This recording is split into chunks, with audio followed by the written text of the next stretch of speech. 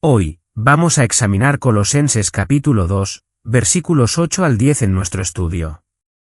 Colosenses capítulo 2. Versículos 8 al 10. Realmente, esto es solo la primera parte de un análisis de los versículos 8 al 15, que deben tomarse como un conjunto. Podríamos titular nuestra discusión de esta noche, nuestro estudio de esta noche, como ¿Filosofía o Cristo? Porque realmente eso es lo que Pablo está abordando en este pasaje. La palabra filosofía, que aparece en el versículo 8, cuidado de que nadie os haga presa suya mediante la filosofía, proviene de dos palabras griegas, pileo y sofia. Pileo significa amar y sofia significa sabiduría. La filosofía es el amor a la sabiduría. Y. A lo largo de toda la historia, el hombre ha perseguido esta fascinación por la sabiduría. Y eso es simplemente un significado etimológico de la palabra, el amor a la sabiduría, pero la filosofía en sí realmente se reduce al esfuerzo del hombre por determinar las causas últimas en la Tierra y el universo. El esfuerzo del hombre por determinar causas últimas. A lo largo de toda la historia del mundo, el hombre ha perseguido un entendimiento de lo que causó lo que es y por qué es lo que es y hacia dónde va y cuál es su propósito intencionado. El hombre ha tratado de explicar las razones de la existencia, el propósito de vivir. Todos los fenómenos del universo son realmente un gran misterio que el hombre ha intentado resolver. Han habido muchas soluciones ofrecidas por muchos filósofos diferentes. Han habido decenas de miles de filósofos y una filosofía diferente para cada uno de ellos, así como millones sobre millones de filosofías y filósofos caseros. Todos con su propia explicación del universo. Recuerdo cuando estaba en la universidad, una de las experiencias más frustrantes y deprimentes que tuve fue un curso que tomé en filosofía europea. Nunca olvidaré el curso debido a un estudiante en particular que simplemente amaba la filosofía. Le encantaba. Era un tipo muy interesante. No podía deletrear en absoluto. Por eso siempre lo recuerdo. No podía deletrear nada.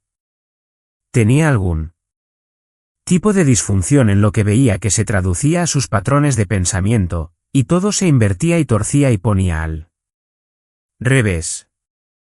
Y no podía deletrear nada. Quiero decir, nada. El o y o pero o por o cualquier perro, gato. Nada. Todo salía gato. Gato salía tca y la T estaría al revés. Era una situación increíble.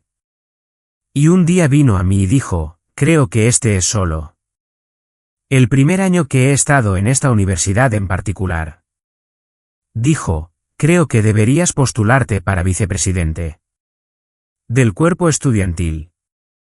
Y le dije, no quiero postularme para vicepresidente del cuerpo estudiantil. No me interesa en absoluto hacer eso. Tengo suficiente que hacer, jugando deportes. Si quiero pasar la universidad, y tener tiempo para estudiar, no puedo hacer eso. Y entonces él dijo, bueno, lo voy a hacer por ti de todos modos. Y así procedió a hacer una campaña completa para mí por todo el campus y ni una sola vez mi nombre fue escrito correctamente en ninguna parte. Y naturalmente, como resultado, gané por un margen abrumador. Fue lo más hilarante que ocurrió en el campus durante todo el año. Así que estuve atrapado durante el próximo año siendo el vicepresidente del cuerpo estudiantil, muy en contra de mi voluntad. Pero siempre recuerdo la clase porque él estaba en ella y solía escribir. Teníamos un ejercicio donde teníamos que responder al profesor escribiendo respuestas en la pizarra. Y él escribía estas respuestas absolutamente incoherentes y solía pensar para mí mismo, eso para mí es la imagen definitiva de la filosofía. Nada de eso tenía ningún sentido en absoluto. Me apresuro a agregar que él obtuvo una A y yo una B. Creo que obtuve una B más por la actitud que por cualquier otra cosa. Pero fue muy frustrante estudiar filosofía debido al hecho de que era un ejercicio en la frustración de una mente degenerada tratando de determinar la verdad última sin la ayuda de Dios. Y algunas de las soluciones que la gente ofreció fueron absolutamente increíbles, y ninguna de ellas estuvo nunca de acuerdo. La mayoría de los filósofos niegan la existencia de Dios.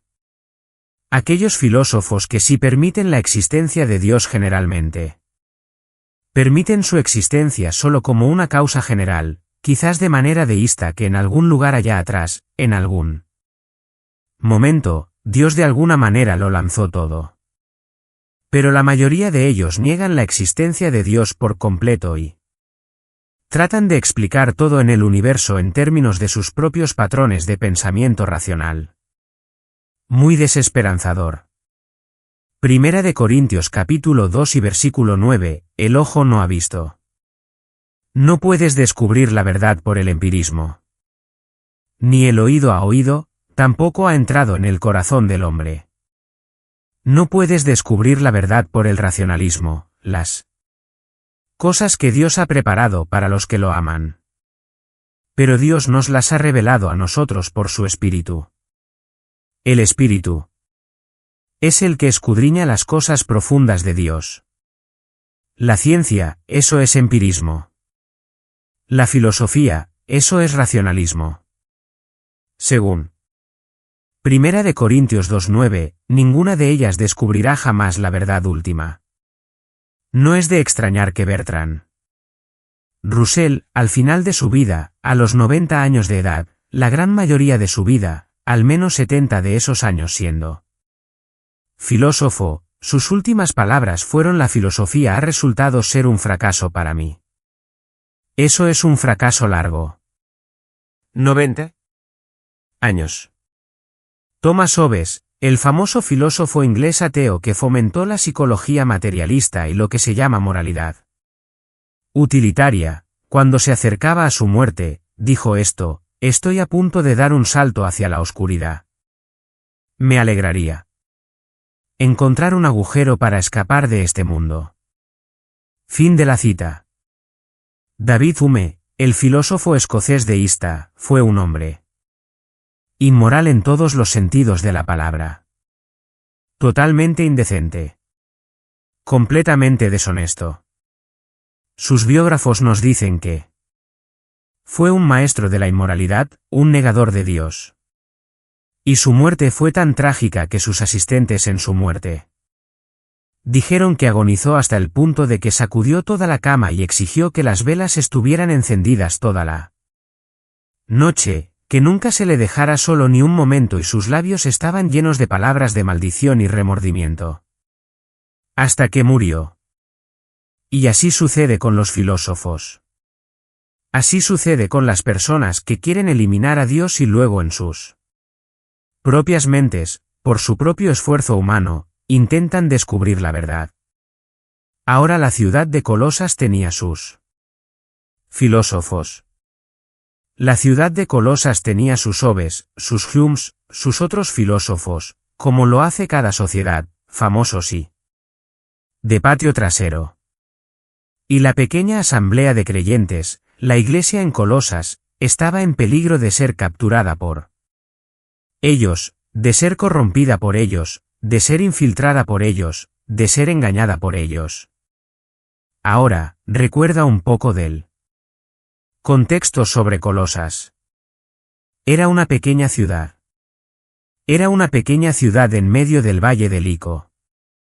El Valle del Lico llevaba ese nombre por el río Lico. Estaba aproximadamente a 100 millas de Éfeso, ubicada en Asia Menor. Y en ese hermoso pequeño valle había 3 ciudades: Colosas, Hierápolis y la más famosa debido a la indicación en Apocalipsis, la ciudad de la Odisea. Esas 3 pequeñas ciudades ocupaban ese territorio.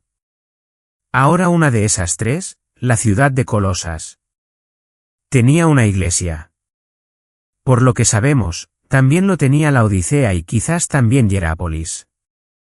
Pero era una ciudad pagana, típica, en la que estaba ocupada por griegos, romanos y una población de judíos que habían dejado su tierra.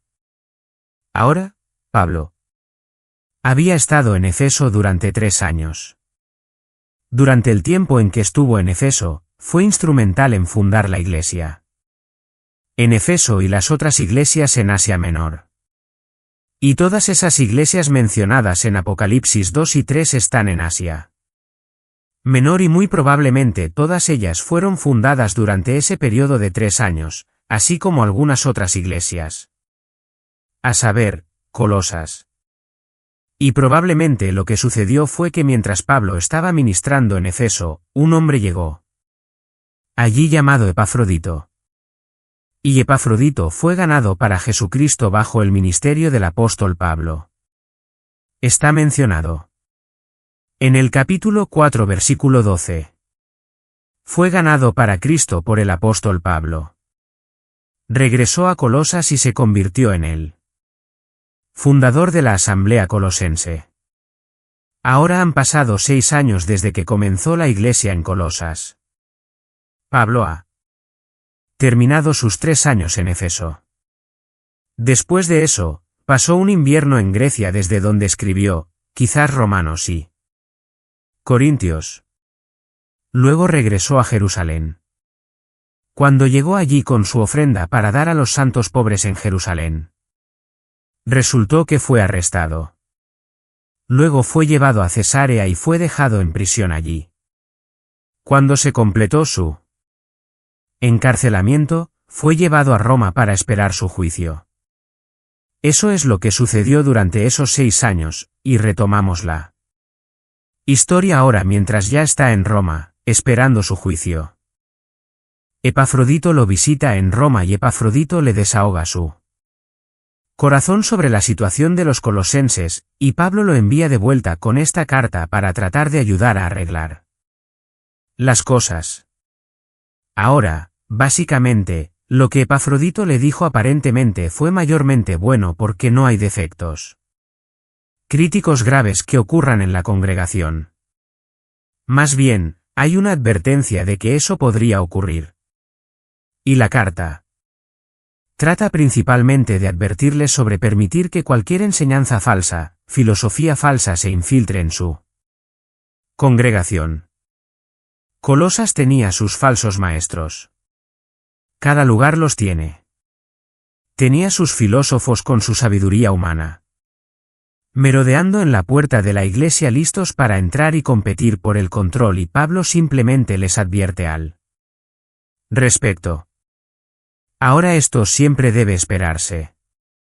Siempre debe esperarse que la iglesia en cada ciudad, en cada cultura, en cada país, en cada siglo tenga que luchar para mantener su pureza doctrinal.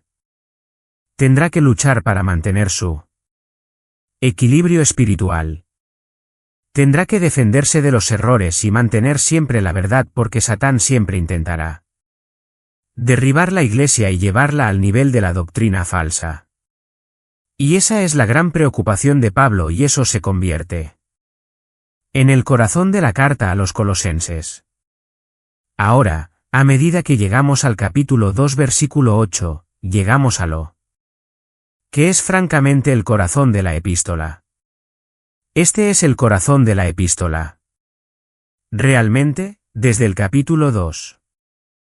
Versículo 8 hasta el versículo 23, esa sección, Pablo da el mensaje principal de esta carta a los colosenses. ¿Por qué? Aquí trata directamente con la enseñanza falsa que está en la frontera de la iglesia, que posiblemente amenace a la iglesia en Colosas. Ahora, solo para darles una visión general del libro, Pablo ya ha confirmado la verdad relacionada con Cristo en la gran sección doctrinal. Capítulo 1 versículo 15 hasta capítulo 2 versículo 7 es la sección doctrinal. Presenta la gran doctrina de Jesucristo y la salvación. Los primeros 14 versículos son introductorios. La gran sección doctrinal es 1:15 a 2:7. La sección práctica es 3:1, capítulo 3 versículo 1, se mueve a la práctica clara hasta el final, capítulo 4 versículo 6 realmente, y luego algunas palabras personales. Cerrando. Así que tienes una sección doctrinal al principio, nombrando a Cristo y aclarando quién es y qué es la salvación. Tienes una sección práctica que trata sobre lo que debería caracterizar las vidas de los colosenses y de todos los creyentes. Ahora, en medio de eso, tienes lo que podría posiblemente llamar una sección polémica. Polémica significa una disputa. Aquí está el argumento del libro. Aquí está la disputa. Aquí está el diálogo de Pablo que dice: ahora déjame abordar este tema. He hablado sobre Cristo. He hablado sobre la salvación. Hablaré sobre tu vida práctica. Pero déjame atacar a esos falsos maestros. Y lo hace en el corazón de la carta. Y ahí es donde estamos. Ahora vamos a notar algo interesante. Hay 4 aspectos en la enseñanza falsa que amenaza a los colosenses. Tenemos mucha dificultad incidentalmente en poner juntas esta herejía porque Pablo nunca la nombra oficialmente. Solo coquetea alrededor de los bordes de ella y es difícil para nosotros cristalizar exactamente qué es.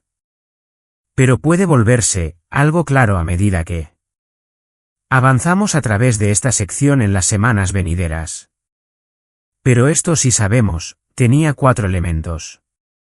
1. Tenía el elemento de filosofía según el versículo 8 al 15, y eso es de lo que habla en 8 al 15.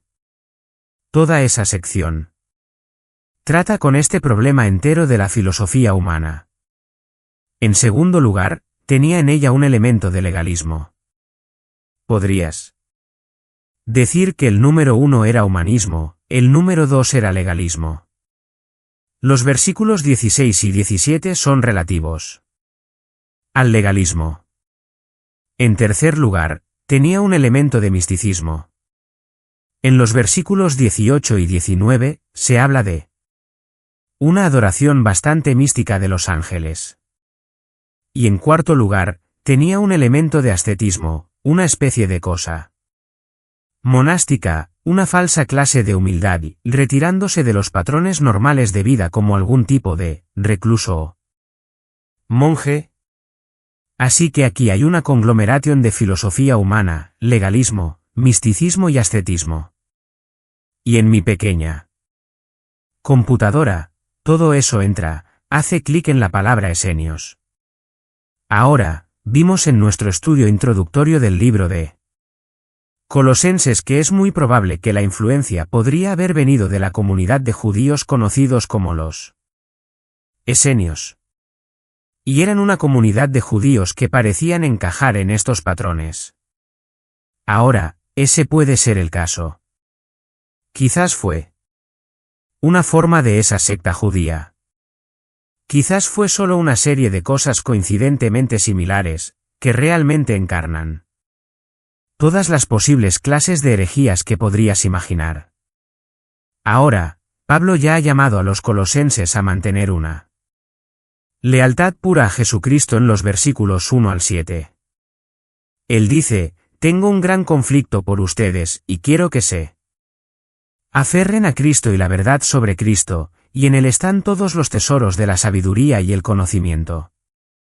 Ha hecho esta gran afirmación positiva. Quiero que te aferres a Cristo. Quiero que te comprometas con una lealtad pura a Él. Y. Ahora se aleja de lo positivo a lo negativo y aquí está lo que quiero que evites. Capítulo 2 versículos 8 al 23. Aquí está la polémica. Aquí está el argumento. Ahora, los falsos maestros, como ya hemos aprendido en Nuestro estudio de Colosenses, afirmaban, como han estado afirmando continuamente en los primeros años de la Iglesia, tener un conocimiento superior. Y siguen haciendo eso incluso hoy. Vienen y dicen, bueno, sabemos lo que tú no sabes. Tenemos un sistema que es más alto que el tuyo.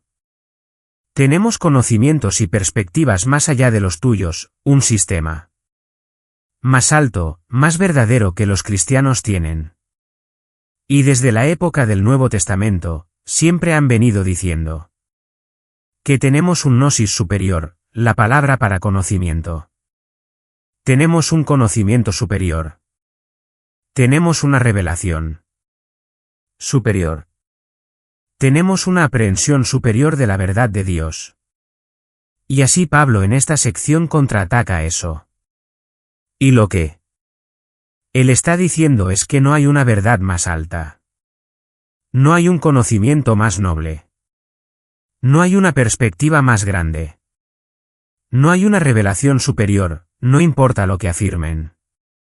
Y contra la afirmación seductora de que una sabiduría más alta fue ofrecida por esta nueva enseñanza, él enfatizó que todos los tesoros de la sabiduría y el conocimiento están en Cristo. Contra la doctrina de los eones, la doctrina de la serie de emanaciones, seres intermedios espirituales a través de los cuales se distribuía la esencia divina hasta que finalmente alcanzaba al hombre en una forma diluida, Pablo presenta a Cristo como la única encarnación simple de la plenitud de Dios, capítulo 2 versículo 9. No hay un montón de eones y seres angelicales entre nosotros y Dios, a través de los cuales Dios filtra su personalidad. Solo hay una representación de Dios en términos humanos y ese es Jesucristo. Contra la idea de que esos intermediarios espirituales debieran ser adorados por los hombres que deben acercarse a Dios a través de ellos, Pablo muestra que no son nada más que demonios que han sido conquistados por Cristo. Y él dice en el versículo 15, él ha despojado a las potestades y a las autoridades. Contra la idea del ascetismo que se niega a sí mismo y la falsa humildad, Pablo muestra que ya no estamos sujetos a ninguna cosa carnal desde que hemos llegado a conocer a Cristo. Hemos pasado a una dimensión espiritual, y las abstinencias carnales tienen poca significancia. Ahora creo que estoy dando solo algunas visiones generales. Creo que es importante que veamos aquí un excelente ejemplo de cómo tratas con la herejía. Y a medida que observas lo que Pablo está haciendo aquí, está criticando estas 4 áreas de herejía, todas viniendo a la asamblea colosense, ya sea en una forma o en múltiples formas, no estamos seguros.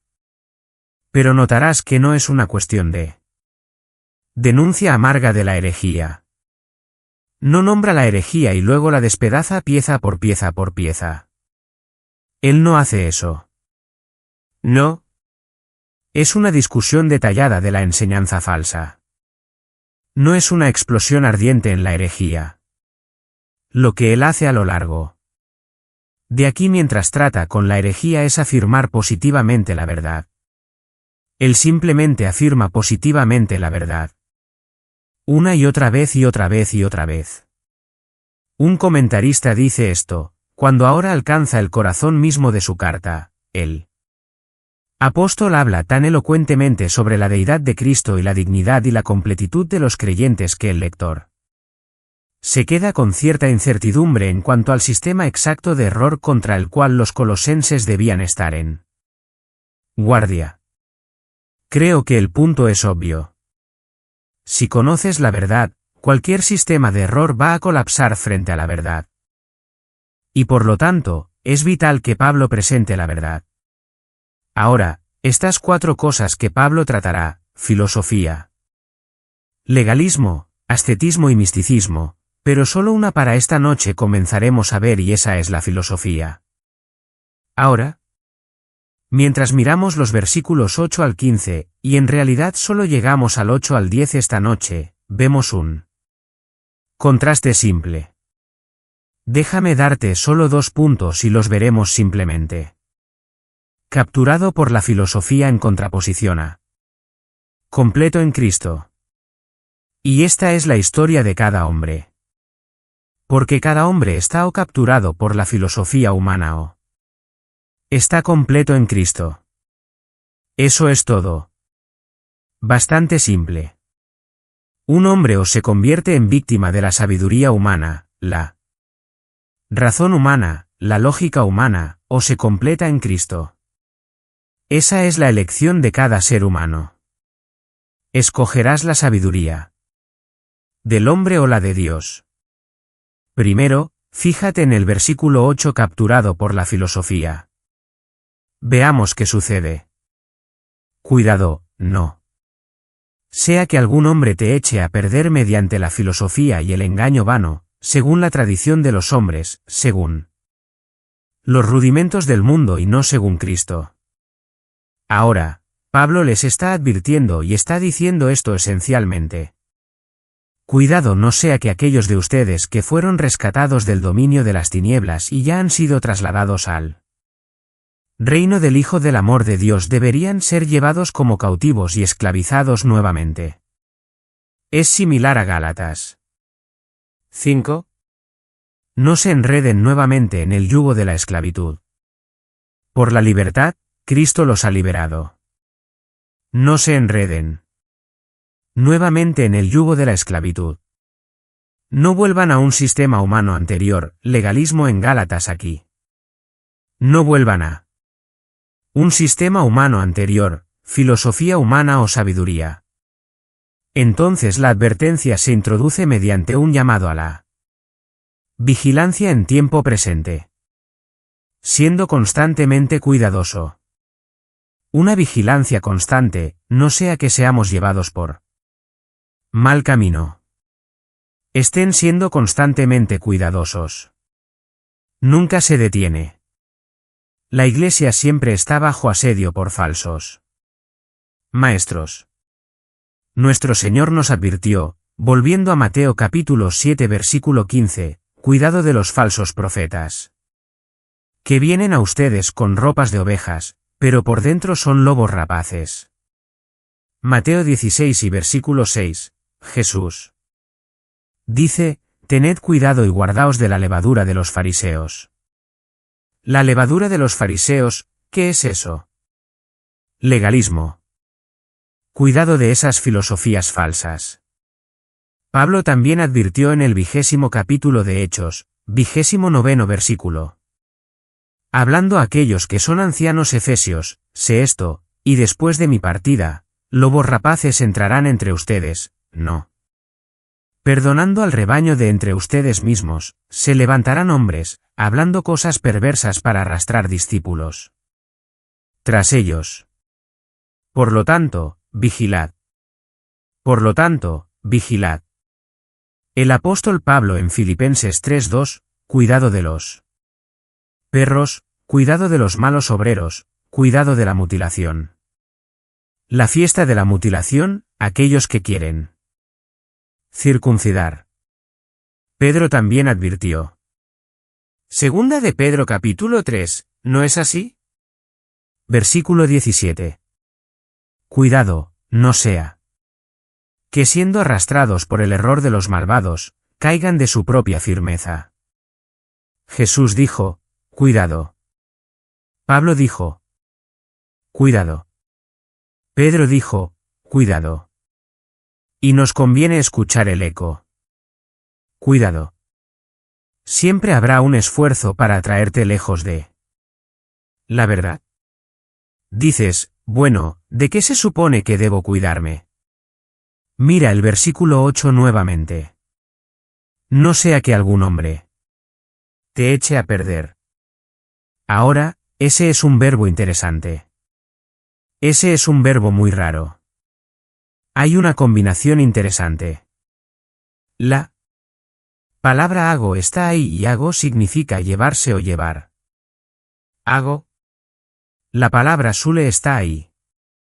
Eso es interesante porque esa palabra significa botín, no botín de bebé, sino botín que tomas en un robo o botín que tomas en una guerra o lo que sea. Y la palabra simplemente significa llevarse botín. Se usó en escritos griegos no bíblicos posteriores para hablar de secuestro, saqueo de una casa o violación de una doncella. Está diciendo que no permitan que nadie los secuestre. No permitan que nadie saquee su tesoro de verdad. No permitan que nadie los viole con su falsedad. Hay un peligro real de que alguien los lleve, los haga presa, los haga cautivos, los lleve como prisioneros de guerra. Y eso es lo que Pablo les está advirtiendo. Cuidado. Segunda de Timoteo 3:6. En los últimos días, dice, hay aquellos que se arrastran en casas y llevan cautivas a mujeres necias cargadas de pecados llevadas por diversas concupiscencias. Misma idea. Exactamente. Llevando a alguien cautivo. Y la palabra puede usarse de un tratante de esclavos que lleva a las personas de una nación conquistada para venderlas como esclavos. Para Pablo, era impensable que aquellos que habían sido rescatados, aquellos que habían sido redimidos y aquellos que habían sido liberados pudieran someterse nuevamente a esa vieja esclavitud. De vez en cuando, alguien me dice, bueno, solía ir a Grace Community Church. Los encuentro en el mercado o en algún lugar. Oh, solías ir. ¿Dónde vas ahora? Oh, bueno, nos fuimos de allí porque descubrimos que Grace Community Church no tenía la verdad. Y hemos encontrado la verdad en la iglesia de la palabra viviente o en lo que sea. Que esto sea aquí abajo sin nombre o en la sociedad tal, lo que sea, la orden real de cabras. No sé qué es. La gente siempre viene y dice que hemos encontrado la verdad. Y la verdad del asunto es que han abandonado la verdad por la esclavitud a la sabiduría humana. ¿Cómo es que te van a llevar? ¿Cómo es que te van a capturar? Versículo 8. Estén siendo constantemente conscientes de que no te lleven como botín o botín a través de la filosofía. Y luego tienes un equivalente allí, incluso el engaño vano. Y la filosofía equivale al engaño vano. El medio de capturar personas es la filosofía. Conocimiento y teoría de alto sonido, pero todo es humano. Incidentalmente, este es el único uso de la palabra en el Nuevo Testamento. La filosofía es sabiduría humana. Sabiduría humana que suena como si fuera divina. Sabiduría humana que se supone que es mayor que cualquier otra cosa que hayas escuchado. Eso es lo que siempre ofrecen los cultos. Realmente no conoces la verdad hasta que sabes lo que nosotros sabemos. Un escritor dice que todo lo que tenía que ver con teorías sobre Dios y el mundo y el significado de la vida humana se llamaba filosofía en ese momento. No solo en escuelas paganas sino también en escuelas judías de las ciudades griegas. Ahora ese historiador, Eschlateres, su nombre, dice que el término filosofía se usaba de cada teoría única sobre Dios y el mundo, ya sea judía o griega, en esa época. Ese era el término común. Así que cualquiera que viniera con cualquier nueva teoría sobre Dios o nueva teoría sobre el mundo, sus orígenes, sus significados y su destino constituía un filósofo con una filosofía. Josefo, el historiador de ese día, ha demostrado que cualquier sistema elaborado de pensamiento, y él dice que cualquier patrón de pensamiento moral o disciplinario se llamaba una filosofía.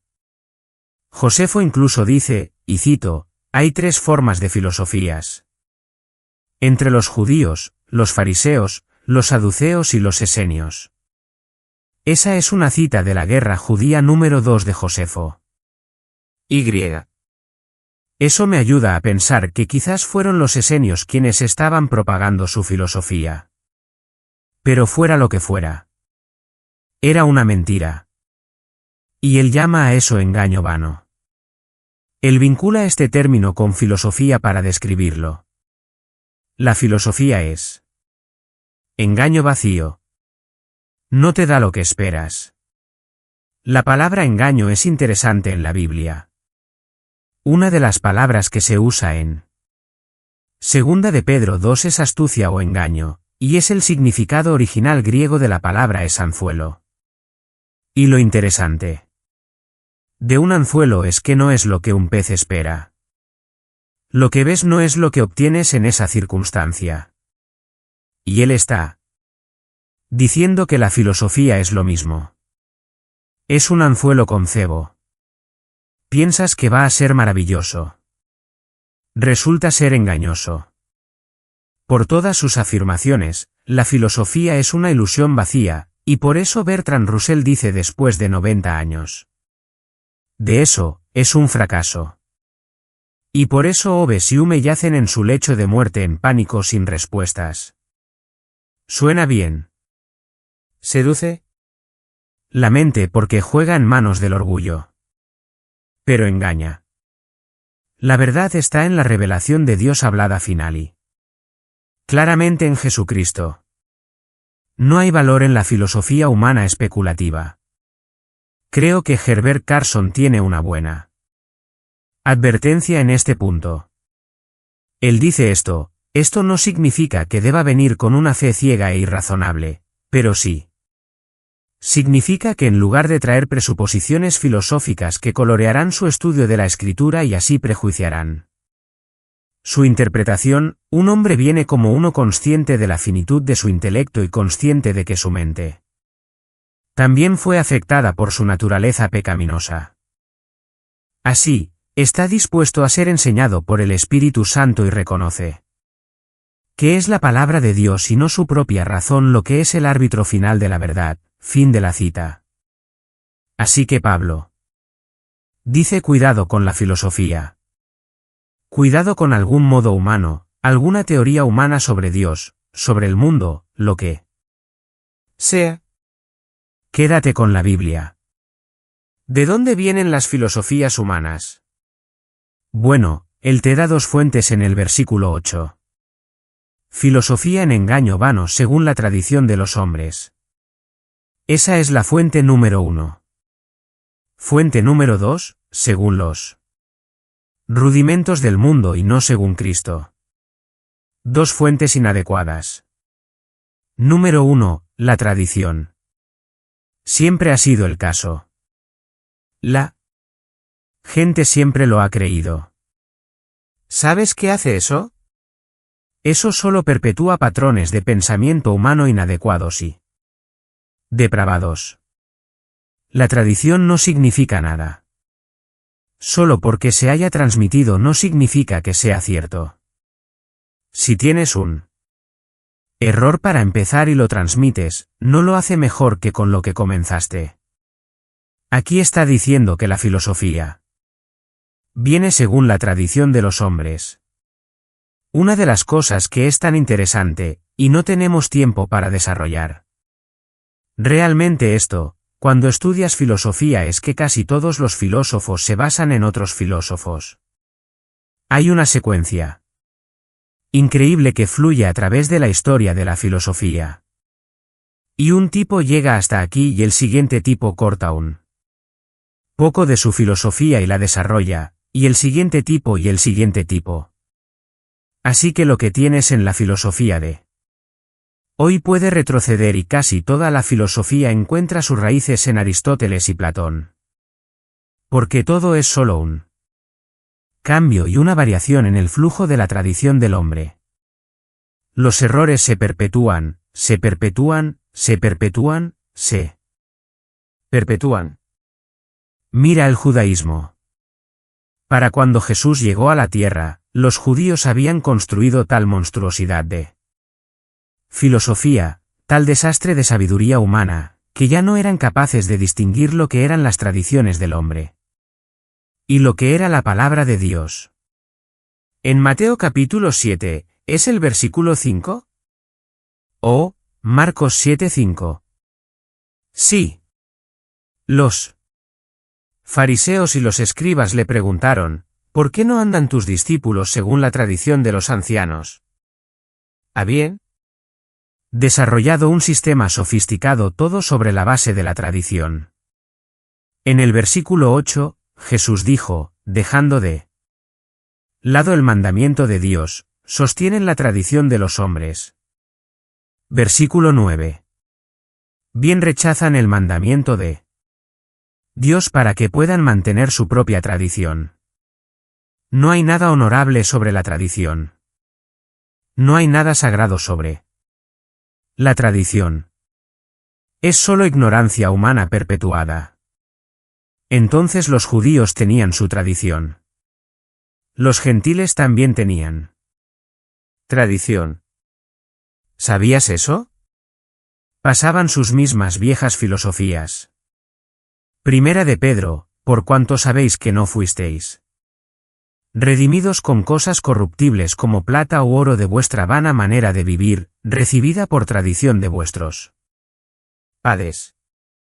Todos somos víctimas de ello. Todos somos víctimas de la transmisión de error. Veo a mi pequeño hijo irse a la escuela y regresar a casa y decir, oye, papá. Realmente no venimos de los monos, ¿verdad? Y yo dije, no. No venimos de los monos. Pero todos dicen que venimos de los monos, y el libro dice que venimos de los monos. Y le pregunté a la maestra por qué todo el mundo dice que venimos de los monos, y ella dijo, porque eso es lo que los científicos siempre han creído. Y yo dije, bueno, esa es una buena prueba de que no importa cuán inteligente seas, sin Dios y su revelación. Nunca pasarás del error a la verdad, ¿verdad? Entonces, ¿de dónde viene esta filosofía? Viene de todas las filosofías. Antes de ella. Simplemente perpetúa las mismas viejas cosas. Segunda fuente, los rudimentos del mundo. ¿Dices, qué son los rudimentos del mundo? Bueno, ese no es un término fácil de entender. Hay varias posibilidades. Déjenme darles una idea general de lo que Pablo tiene en mente. El término en su sentido literal se refiere a los elementos básicos de aprendizaje. Los rudimentos serían ABCS. Literalmente significa cosas en una columna o cosas en una fila, o 1, 2, 3, ABC. Él dice, esto solo proviene de los ABCS del mundo. Piensan que es un trabajo de posgrado, pero es GEU. Sabes, vas a filosofía y obtienes un doctorado en filosofía. Y Pablo dice que eso es A, B, C principios rudimentarios de instrucción para la infancia no adecuados para adultos maduros. Esos son los rudimentos. El pensamiento entonces es que volver a la filosofía sería desechar la enseñanza madura de la Biblia por las opiniones empobrecidas e infantiles de una religión inmadura que no proviene de Dios sino de este mundo. En Gálatas capítulo 4, encuentras la misma fraseología. Versículo 3, así también nosotros, cuando éramos niños, estábamos en esclavitud bajo los elementos del mundo. La enseñanza elemental de la religión humana es lo que él quiere decir. Y en Gálatas, está hablando de la religión judía y quizás en Colosenses, lo está combinando con la religión gentil también. Pero lo que él quiere decir aquí es solo los básicos de la misma vieja religión humana. ¿Y cuál es el mismo viejo básico en toda religión humana? ¿Salvación por qué? Obras. Mismo viejo trato. La misma terminología también se usa, capítulo 5 de Hebreos. Simplemente significa religión humana básica. ¿De dónde viene toda esta porquería? Viene de la tradición, error perpetuado. ¿De dónde más viene? Viene de la propia religión primaria del hombre. No te está dando algún conocimiento espiritual avanzado, profundo y nuevo. ¿Escuchas a estos tipos anunciando esto? Abrí el periódico del sábado ayer y hay gente rara prometiendo nuevos conocimientos, nuevo conocimiento. Este tipo con ojos de cuenta, sé que su nombre es Norvel o algo así, sabes, y va a trascender cualquier cosa que hayas conocido. Todo lo que tiene para ofrecer es religión humana infantil basada en la tradición de los hombres que ha sido incapaz de encontrar a Dios debido a su depravación. ¿Quieres saber quiénes son realmente las personas avanzadas? Mira a tu alrededor. Estás sentado con ellos. Personas que conocen la palabra de Dios. La palabra también, pensamiento interesante, Colosenses 2 de nuevo, la palabra rudimentos del mundo tiene un segundo significado posible en el mundo antiguo y supongo que el que acabo de darles es probablemente el que Pablo tenía principalmente en mente, pero es posible que la alusión podría ampliarse para incluir esto. Y eso fue que se refería a los espíritus elementales, seres espirituales. Especialmente, la gente de ese día estaba atada en asociar los espíritus con las estrellas y los planetas. Eso es astrología. Y estaban metidos en eso. En serio. Y es sorprendente hoy que la gente piense que tienen algo completamente nuevo, astrología. Eso no es nuevo. Esos son los mismos viejos rudimentos del mundo. ¿Sabías que Julio César era un aficionado a la astrología? Debería decir, y gobernaba toda su vida por lo que las estrellas le decían. ¿Sabías que Alejandro Magno hacía lo mismo? Creyentes devotos, ambos en la influencia de las estrellas. La gente que creía en este tipo de cosas, los espíritus elementales conectados con los planetas, estaba en el agarre de un determinismo rígido que estaba establecido por las estrellas, y la influencia de estos espíritus a través de estas estrellas dominaba sus vidas. Y solían decir que solo había una forma de escape. Eras absolutamente un prisionero de las estrellas y los espíritus en las estrellas a menos que supieras las contraseñas correctas y la fórmula correcta para que pudieras escapar del fatalismo incorporado en las estrellas. Tenías que tener, decían, un conocimiento secreto, una enseñanza secreta. Y llegan los falsos maestros y dicen, tenemos la enseñanza secreta que puede liberarte del determinismo fatalista de las estrellas. Jesucristo no puede salvarte de los espíritus y los planetas estelares. Tenemos la información secreta para eso. Y algunas de las personas en la iglesia de Colosas probablemente habían estado en ese tipo de sistema y cuando fueron salvados de eso, todavía tenían pensamientos persistentes sobre eso y la tentación podría haber estado allí para decir, bueno, ¿y si tienen razón? Pero Pablo les advierte y nos advierte a nosotros de estar siendo constantemente conscientes de la falsa verdad. De que esa porquería es solo tradición humana. Es ignorancia perpetuada. Es religión humana inadecuada e infantil del pasado siendo revivida, y no es nada más. Tenemos a Cristo. Eso es suficiente. Y eso lo lleva a su segundo punto. Completo en Cristo. Él dice al final del versículo 8, no según Cristo. Y luego cambia de marcha. Porque en él habita corporalmente toda la plenitud de la deidad y vosotros estáis completos en él, quien es la cabeza de todo principado y poder. No necesitas ser capturado por la filosofía. Puedes estar completo en Cristo. Puedes deshacerte de toda esa filosofía humana. Puedes tirar todas las religiones tradicionales del mundo. Puedes desechar todas las formas y teorías hechas por el hombre. Porque en él solo habita la plenitud de la deidad corporalmente y tú estás completo en él.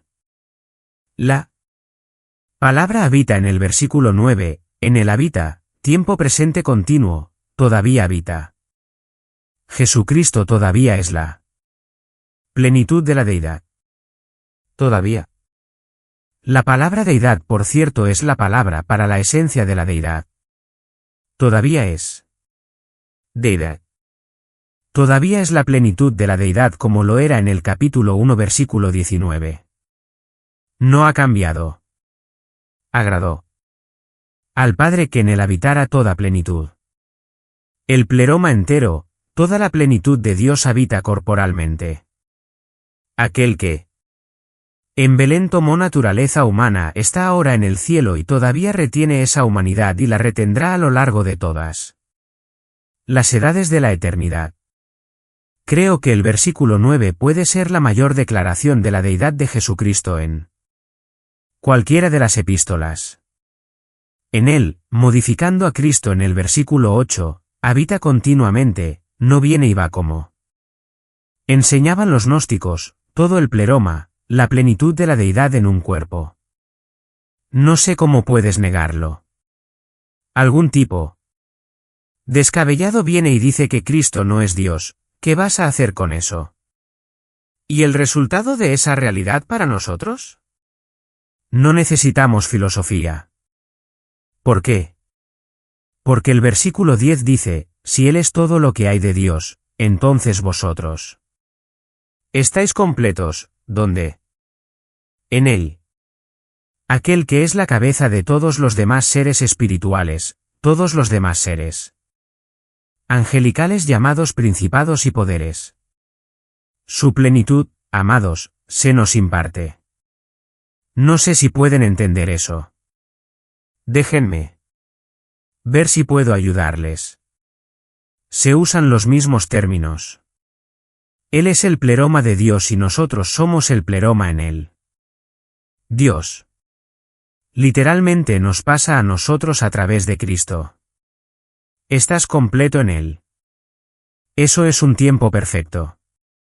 Hemos sido completados en Él con resultados eternos. Cuando piensas en la caída del hombre, piensas en lo que sucedió. Es bastante triste. Cuando el hombre cayó, cayó en un triste estado de incompletitud.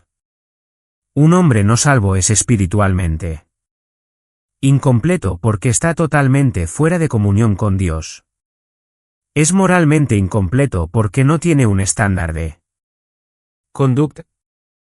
Y si lo tuviera, no podría cumplirlo. Es mentalmente incompleto porque es incapaz de conocer la verdad. Así que tienes a un hombre espiritualmente, moralmente, mentalmente incompleto. Y Jesucristo entra en escena y Pablo simplemente dice, ¿y vosotros sois qué? Completos en Él.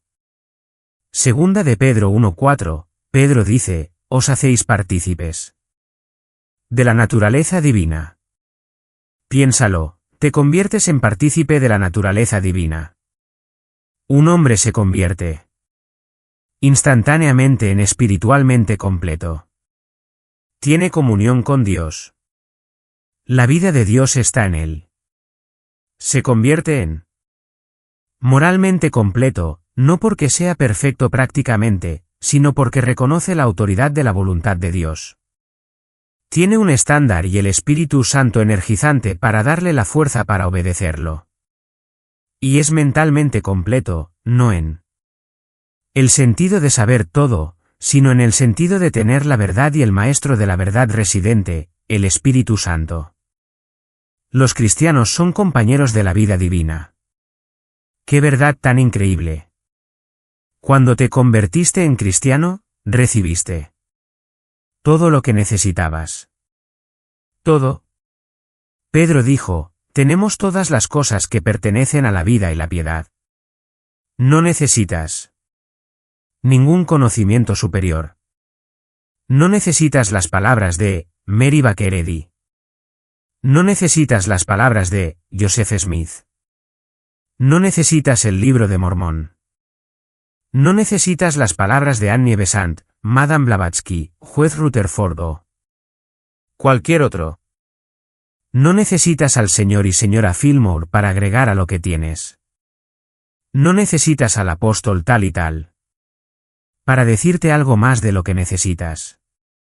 No necesitas a San Mian Mon para venir y agregar a lo que tienes. No necesitas a nadie porque estás completo en él. No sé ustedes, pero como cristiano, tengo un sentido de esa completitud.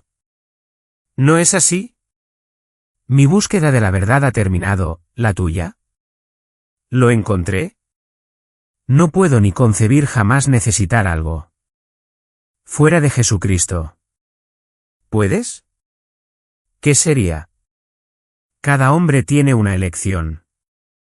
Puede elegir la filosofía humana, que lo capturará y lo llevará en incompletitud a una sentencia espiritual, moral y mental de condena.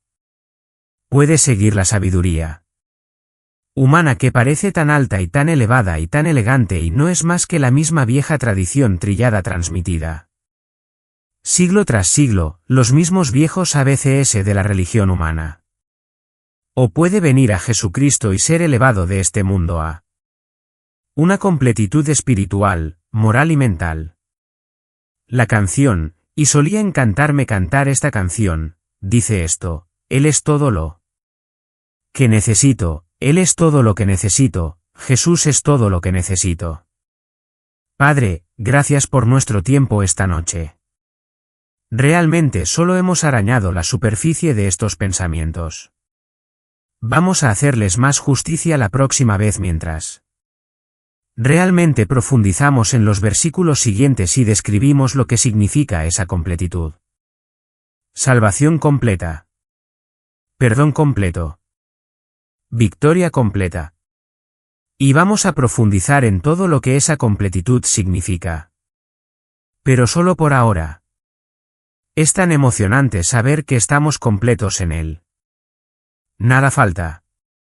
La vida de Dios en nosotros, el Espíritu de Dios en nosotros, la palabra de Dios en nosotros, el poder de Dios en nosotros. Todo el fruto del Espíritu se manifiesta amor, gozo, paz, gentileza, bondad, fe, mansedumbre, autocontrol. Todas esas gracias que has dado, fe y esperanza y amor. Por el Espíritu Santo, sabiduría y verdad. Todo lo que podría ser concebible para hacer la vida y la eternidad significativas. Gracias por las palabras de Pedro. Tenéis todas las cosas que pertenecen a la vida y la piedad. Sois partícipes de la naturaleza divina. Gracias, Padre, por habernos tomado a nosotros que no somos necesariamente los más brillantes, los más inteligentes, que no tendremos los títulos de doctor en filosofía, que quizás nunca hayamos sido educados por las mentes brillantes y los sistemas elegantes de nuestro mundo. Gracias por haber ocultado esas cosas a los sabios y prudentes y haberlas revelado a nosotros, los niños, porque obtienes gloria de la confianza simple. Padre, es mi oración esta noche que de alguna manera en nuestra comunión, puedas hablar a ese corazón luchador, esa vida que está colgando en la balanza entre tomar una decisión relativa a ser capturado por la filosofía o completo en Cristo. Solo rezo para que tu Espíritu Santo les ministre, los motive, los convenza, que nadie abandone este lugar con un compromiso con la sabiduría humana. Que nadie abandone este lugar confiando en la lógica, confiando en la educación, confiando en los filósofos más brillantes. Pero que sepan que solo en la palabra de Dios hay verdad, y solo en el Cristo de Dios hay completitud. Haz tu obra, Padre, en sus corazones y en todos nuestros corazones. Si ya estamos completos en ti, haznos agradecidos y ayúdanos a vivir nuestras vidas al nivel de esa perfección que te agrada. En el nombre de Jesús, amén.